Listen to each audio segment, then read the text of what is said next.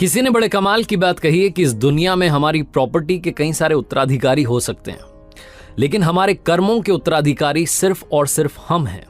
एक ऐसे बाबा जी की जो अपने आश्रम से निकले थे शहर में भिक्षा मांगने के लिए कि चलो आज का गुजारा तो हो जाएगा। जब वो आश्रम से रवाना हुए तो उमस का माहौल था। जब तक वो शहर तक पहुंचते हल्की हल्की बरसात होने लगी, धीरे धीरे वो तेज हो गई। उस तेज बारिश से भी बाबा जी को कोई फर्क नहीं पड़ रहा था। वो भीगते चले जा रहे थे, ऊपर वाले का नाम लेते चले जा रहे थे कि वाह क्या माहौल बना दिया है। वो शहर के चौराहे पर पहुंचे तो देखा कि कॉर्नर पर एक हलवाई की दुकान थी जो गरम गरम जलेबियां निकाल रहा था। बाबा जी के मुंह में पानी आ गया। उन्हें लगा कि अब तो ये खानी है, लेकिन वो हिम्मत नहीं हो रही थी कि जाकर के कैसे सीधा भिक्षा मांग ले। हलवाई ने देखा कि बाबा जी दूर खड़े हैं, भूखे लग रहे हैं, लगता है कि उन्हें काफ़ी देर से उनको कुछ मिला नहीं है। तो उसने आवाज़ देकर के बुलाया कि बाबा जी आइए, नाश्ता कीजिए, प्रसादी पाइए। गरम गरम जलेबियाँ एक प्लेट में गरम समोसे लेकर के उसने बाबा जी के सामने रख दिए।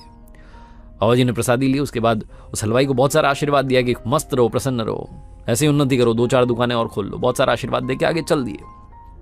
वो होता है ना, बारिश जब ज़्यादा हो जाती है तो गड्ढों में पानी भर जाता है सड़क में।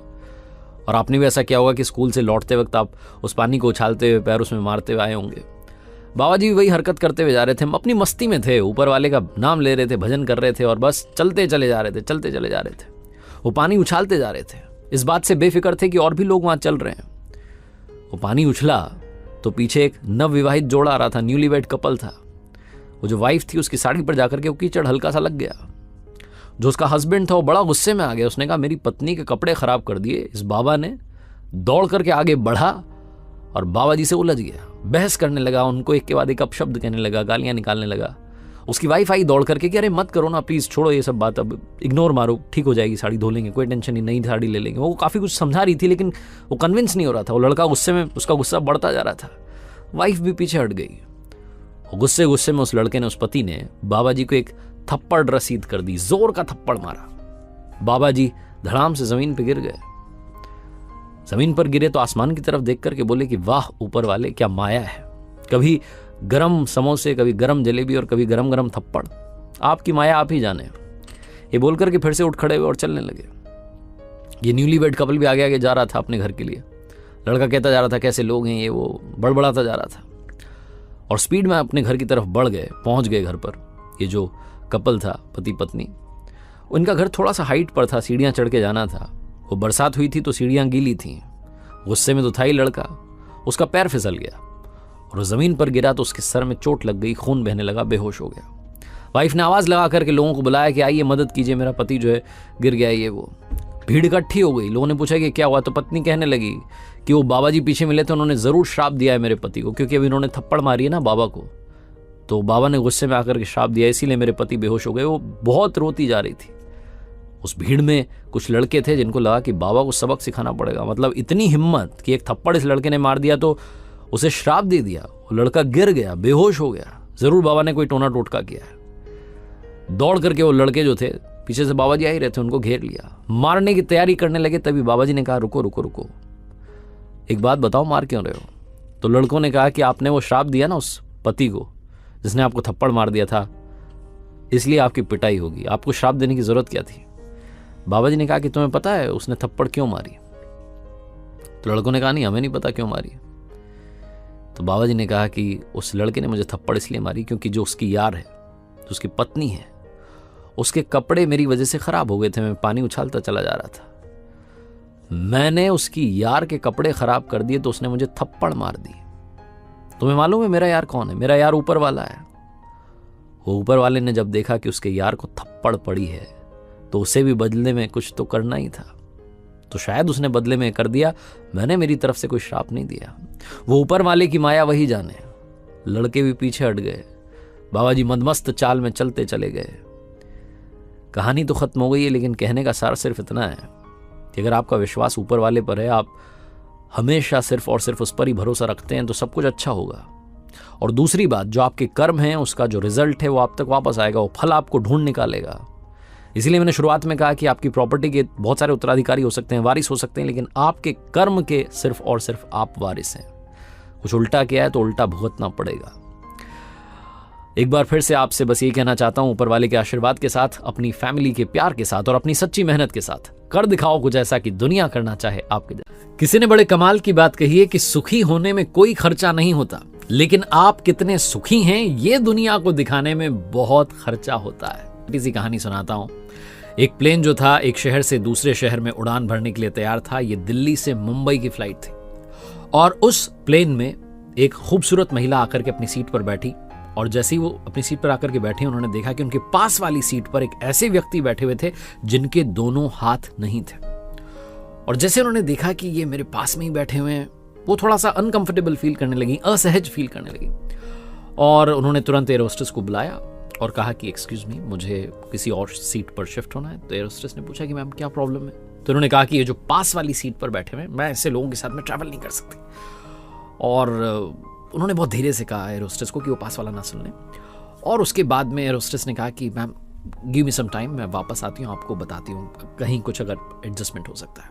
ये जो पास वाले व्यक्ति थे ये बुक पढ़ने में बिजी थे और अपना जो है किताब पढ़ रहे थे। इन्हें पता नहीं था कि क्या कॉन्वर्सेशन हुई। कुछ देर के बाद जब सारे पैसेंजर्स आकर के एडजस्ट हो गए, फिर से ये जो मैडम थी इन्होंने एयर होस्टेस को बुलाया कि आपको समझ नहीं आ रहा, मैं ऐसे व्यक्ति के साथ में नहीं बैठ सकती हूँ, ट्रैवल नहीं कर सकती हूँ। अब की बार इन्होंने भी सुन लिया, ये जो पास वाले थे, कि ये मैडम जो है मेरे साथ ट्रैवल नहीं करना चाह रही। और कहने लगी कि समझ देख नहीं रहा, आपको दिख नहीं पा रहा है कि उनके दोनों हाथ नहीं है, बोले जा रही थी।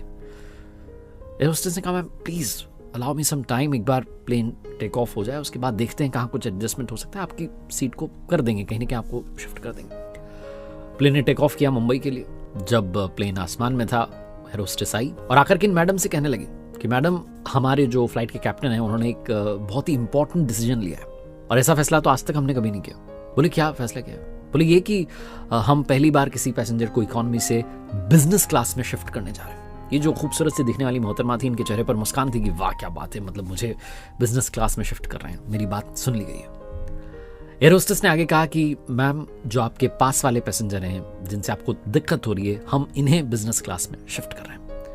इन मैडम का चेहरा जो था वो फीका पड़ गया कि ये क्या। तो वो जो सर बैठे हुए थे पास में उनसे कहा कि एक्सक्यूज मी सर, आपको हम उस तरफ लेकर के जाना चाहते हैं बिजनेस क्लास में, आप वहाँ बैठ जाइए क्योंकि आपके साथ वाली पैसेंजर को प्रॉब्लम हो रही है। ये सर जी अपनी सीट से उठे, आसपास के लोग भी ये सारी कॉन्वर्सेशन सुन रहे थे, उन्हें पता था कि क्या बातचीत हो रही है, क्या विवाद हो रहा है। ये जो सर जी थे इन्होंने कहा कि एयर होस्टेस की ओर इशारा करते हुए कहा कि मैम बहुत बहुत धन्यवाद आपका, मैं आपको धन्यवाद देता हूँ, आपके कैप्टन को धन्यवाद देता हूँ कि आपने एक बहुत बड़ा फैसला लिया।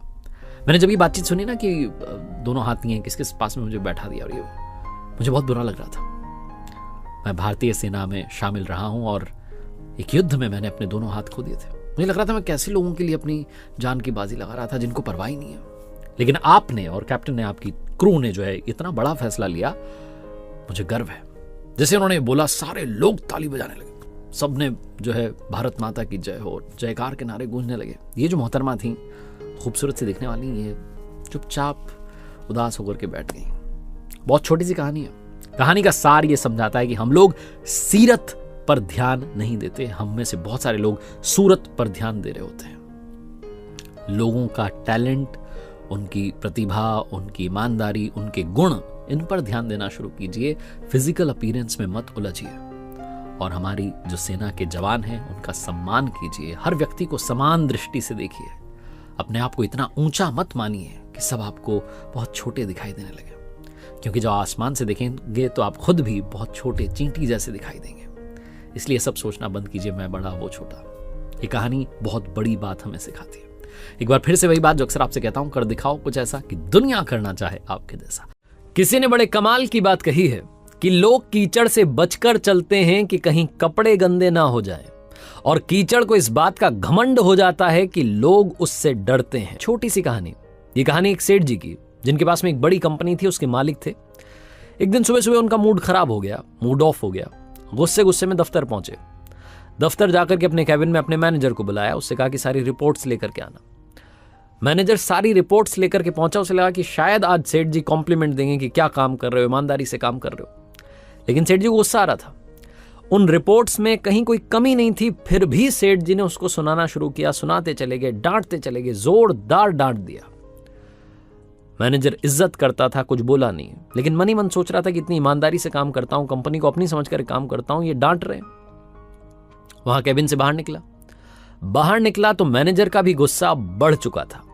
उसे अब अपना गुस्सा निकालना था। इसके लिए उसने अपने एम्प्लॉयज की मीटिंग रखी। एम्प्लॉयज से कहा कि आपका जो रिपोर्ट कार्ड है लेकर के आना, किसने कितना टारगेट अचीव किया, ये वो सारी बातें होने लगी। जो सबसे वीक परफॉर्मर था, जो सबसे खराब परफॉर्म कर रहा था, उसकी क्लास लगा दी, उसको बेइज्जत कर दिया, सुनाता चला गया। मैनेजर का जितना गुस्सा था उसने उस एम्प्लॉय पर निकाल दिया। उससे कहा कि सबसे आखिरी में आज तुम जाओगे। वो बेचारा शाम तक लैपटॉप पर काम करता रहा। शाम में जब अपना टिफिन, अपना बैग उठा करके निकला तो उसे दरवाजे पर गार्ड साहब मिले। उसे भी गुस्सा आ रहा था, वो फ्रस्ट्रेटेड था। उसने अपना गुस्सा गार्ड पर निकाल दिया, गार्ड को सुनाता चला गया। सारा गुस्सा निकाल करके मन हल्का करके बाइक लेकर के निकल गया। गार्ड को समझ में नहीं आया कि मुझ पर गुस्सा करके क्यों गया। गार्ड के जो ड्यूटी आवर्स थे उन्होंने कंप्लीट किए। उसके बाद गार्ड साहब पहुंचे घर पे। गार्ड साहब को गुस्सा आ रहा था। वहां जाकर के देखा कि बीवी ने उनकी पसंद की सब्जी नहीं बनाई थी। इसी बात को पकड़ करके बीवी को सुना दिया। डांटते चले गए, तुम घर का ध्यान नहीं रखती हो, ये ध्यान नहीं रखती हो, दिन भर का थका आ रहा आता हूं, कम से कम मेरी पसंद की सब्जी खिला दो। बीवी को गुस्सा आने लगा कि ये क्या बात हुई, दिन भर से घर पर नहीं थे, घर आए तो दो प्रेम की बात की जगह गुस्सा कर रहे हैं। बीवी गुस्से में थी, तमतमाती हुई अंदर गई। अंदर जाकर के देखा तो बच्चा जो था टीवी देख रहा था। बच्चे के हाथ से रिमोट छीना, उसी रिमोट से मारा, 2 तमाचे लगाए और कहा कि क्या तू करता रहता है, दिन भर टीवी देखता है, पढ़ाई लिखाई होती नहीं है। बच्चे का दिमाग खराब हो गया। बच्चा बड़बड़ाता हुआ बाहर निकला और कहने लगा कि क्या घर है, यहां पर दिन भर दंगे होते हैं। बाहर गया तो गली में कुत्ता घूम रहा था। बच्चे ने पत्थर उठाया और कुत्ते पर दे मारा, अपना गुस्सा निकाल लिया। कुत्ते को समझ में नहीं आया कि क्या हो गया, मुझे क्यों मार दिया। कुत्ता भौंकता भौंकता दूसरी गली में चला गया। कुत्ता जब दूसरी गली में गया तो वहां एक आदमी खाना खाने के बाद में टहल रहा था। कुत्ते ने जाकर के उसे काट लिया। जिस आदमी को कुत्ते ने काटा वो सेठ जी थे, जो खाना खाने के बाद में टहलने के लिए निकले थे। सेठ जी जब तक मर नहीं गए, इस दुनिया को छोड़ के नहीं गए, तब तक ये सवाल उनके दिमाग में रहा कि उस शाम में उस कुत्ते ने मुझे काटा क्यों। वही सेठ जी जिन्होंने मैनेजर को डांटा था, मैनेजर ने एम्प्लॉय को डांटा था, एम्प्लॉय ने गार्ड को डांटा था, गार्ड ने पत्नी को डांटा था, पत्नी ने बच्चे को डांटा था, बच्चे ने कुत्ते पर पत्थर फेंका था और कुत्ते ने जाकर के उस आदमी को काटा था जो सेठ जी थे। छोटी सी कहानी है, but it's a cycle of Karma. ये कर्म जो कि घूम करके वापस आते हैं। मैंने बहुत पहले कहानी में कहा कि जिस तरीके से एक बछड़ा खो जाने पर सैकड़ों गायों में अपनी मां को ढूंढ निकालता है, उसी तरीके से कर्म का जो रिजल्ट है, जो फल है, जो परिणाम है, वो आपको ढूंढ निकालेगा। अच्छा कर्म करेंगे, अच्छा बोलेंगे, अच्छा सुनेंगे, अच्छा कर्म करेंगे, अच्छा पाएंगे। इसीलिए अच्छे कर्मों के साथ कर दिखाओ कुछ ऐसा कि दुनिया करना चाहे आपके जैसा। साथ एक नई कहानी।